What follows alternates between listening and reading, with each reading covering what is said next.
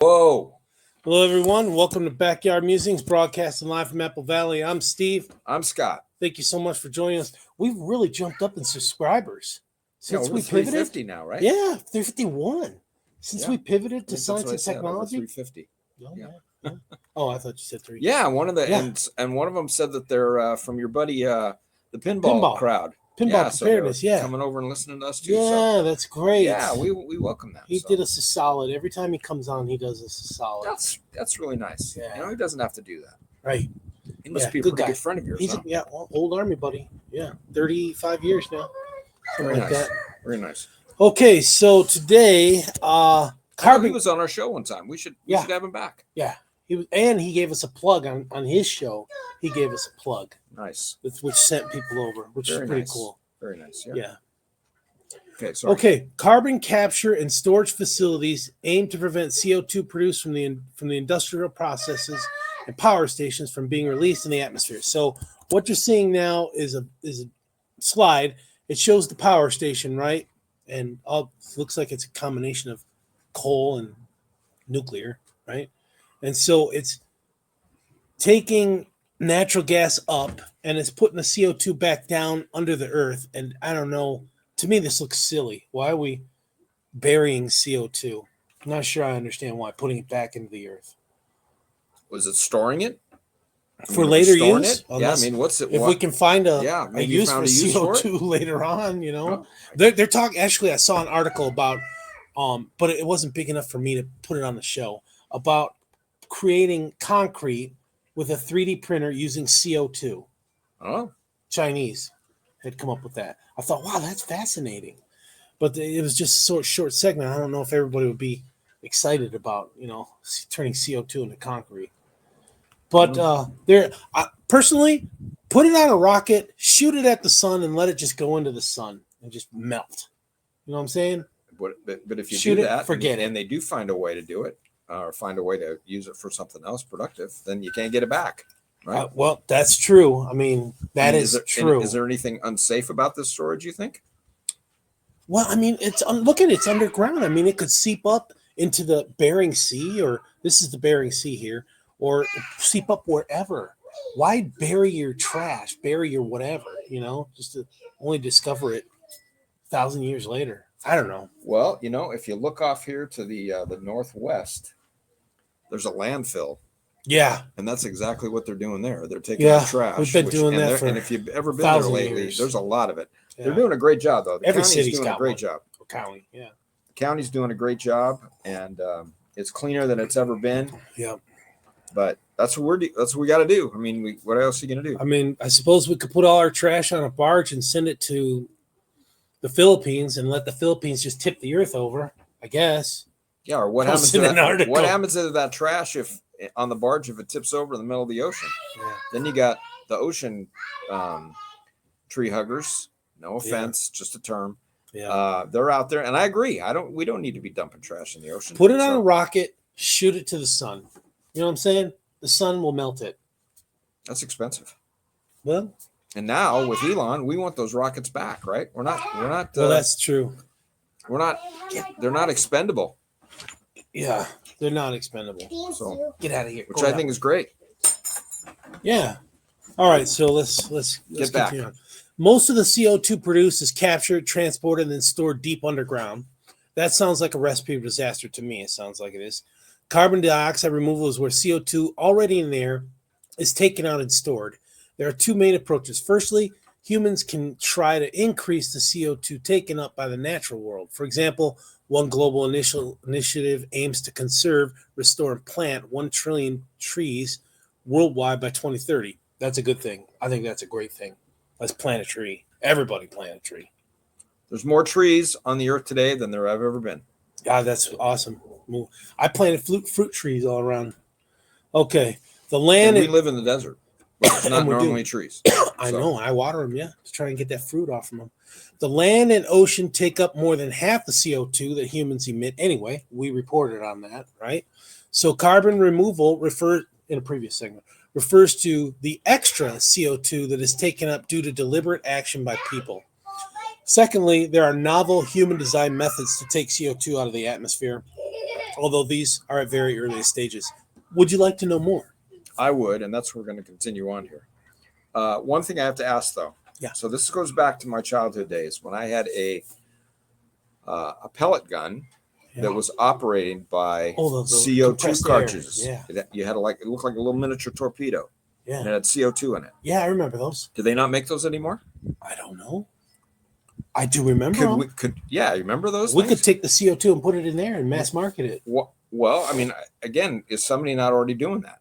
And I mean, I'm not saying that you'd be able to do that enough to take care of the storage problem, as you put it, but I don't know. I haven't seen those for a long, long time, but I'm thinking that they still have those. But I know my little rifle that I use like that is it's a pump operated.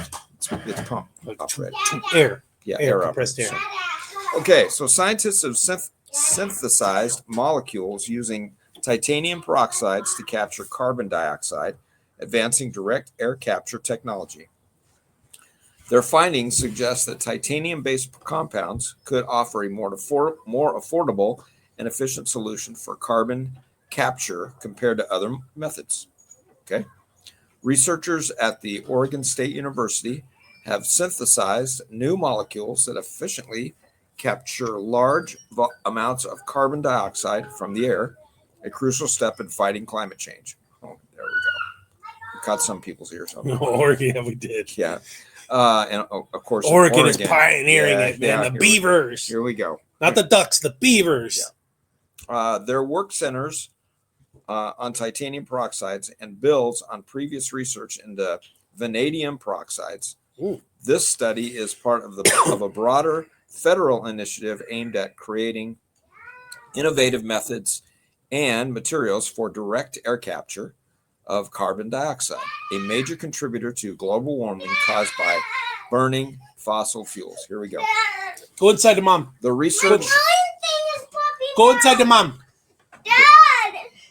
The research, led by May Nyman and Carly Bach from OSU's College of Science, was published on December 12th in Chemistry of Materials. That was publications. Okay, time out, people. Go inside and talk to mom. We're on this, okay? We'll pump it up later.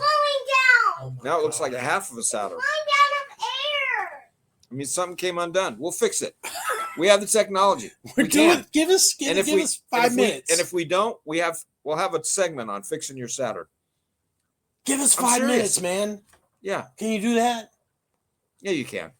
In 2021, Nyman, the Terrence Bradshaw chemistry professor in the College of Science at OSU, was selected to lead one of 9 direct air capture projects funded by a $24 million Department of Energy investment. I wonder if this went into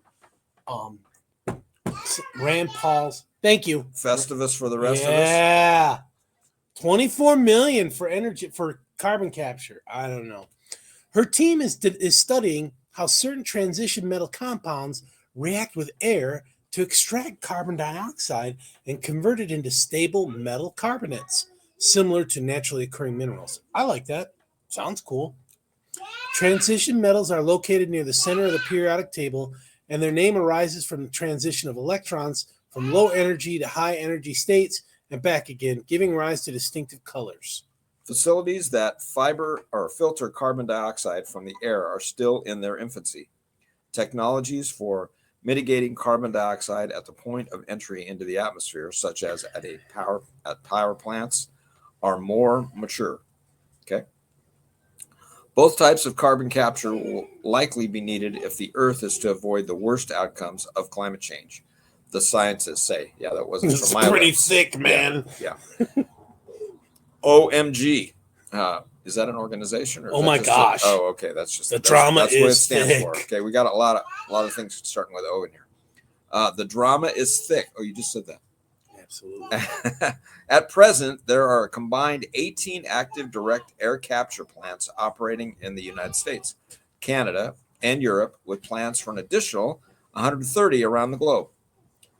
Challenges to direct air capture include big costs and high energy requirements compared to working with industrial exhausts. Additionally, the atmosphere's concentration of carbon dioxide, 4 parts per million, is low, challenging the performance of carbon capture materials. Yeah, so it sounds like it's cost prohibitive. So does this go along with that carbon offset stuff?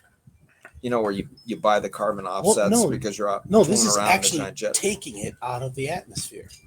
Okay, well that's definitely more feasible than these guys like Yeah, John Kerry money, flying around in his plane and offsetting it by buying carbon offsets or planting a tree or what. Yeah, that is ridiculous. That is ridiculous. I mean, practice what he preaches, right? And how did they get away with that stuff? But anyway, No, but it rules for me, not for thee. That's how. that's what I say all the time. Okay, quote, we opted to look into titanium as it's 100 times cheaper than vanadium, more abundant, more environmentally friendly, and already well established in industrial uses, said Bach, a graduate student in Nyman's lab. It also is right next to vanadium on the periodic table, so why not test it out? It's right there next to vanadium. So we hypothesized that the carbon capture behavior could be similar enough to vanadium to be effective.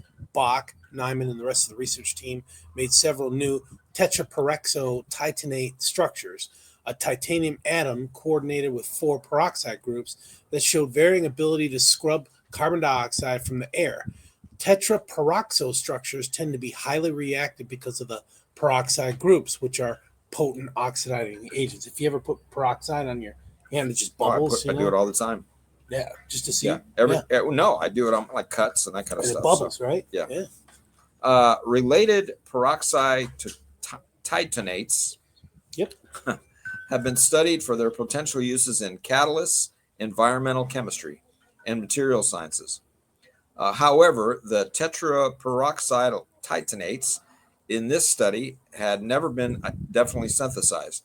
Bach was able to use the inexpensive materials for high-yield chemical reactions. Quote, our favorite carbon capture structure we discovered is potassium tetraperoxo titanate, which is you just did that for my benefit, right? No, it sounds impressive. Potassium. They put They put bananas in there. Not that I could halfway not destroy those 3 words. So, which is extra unique because it turns out it is also a peroxosolvate. Solvate.